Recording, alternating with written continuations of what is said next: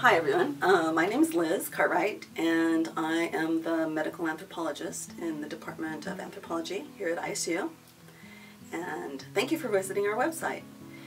It's exciting to kind of get to talk a little bit about my research on this little short video for you all, so I'll just jump in. I am originally from Laramie, Wyoming, and got a bachelor's and a master's at the University of Wyoming, and then I went to the University of Arizona in Tucson, and I did my master's on the border. My interests have always been at a sort of the point where three things come together: health, the environment, and the effects of development.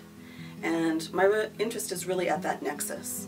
And so for my master's thesis, I originally worked on talking to women who work in the assembly plants on the U.S.-Mexico border and looking at their perceptions of the effects of chemicals on their pregnancies. So I was really interested in how they perceived that, what they did to protect themselves, and also the structural violence and political issues around that.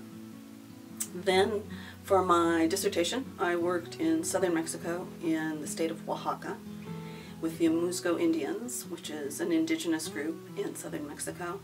And my interest there was looking at migration and health within the context of agricultural workers. So the Musco Indians they lived in southern Mexico, but they went up to northern Mexico to the state of Sonora, which borders with Arizona. And they worked in the big agricultural fields there. And one of the big issues with them was that they were getting hit with pesticides a lot.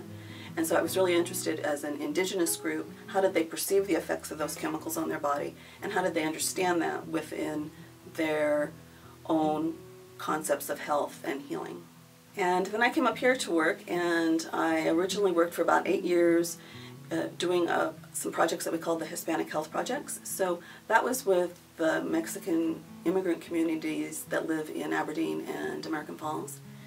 And my colleague Diana Scow and I, along with about 50 students of both undergraduate and graduate, and community members from American Falls and Aberdeen who were Spanish speakers, worked doing medical anthropology, health research out in those communities on things like diabetes, cancer.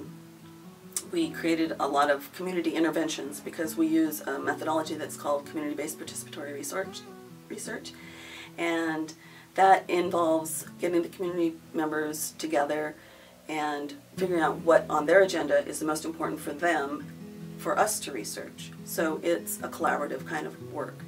And we collaborated on a lot of projects, and you can see those on our Hispanic Health Projects website that you can find on the internet.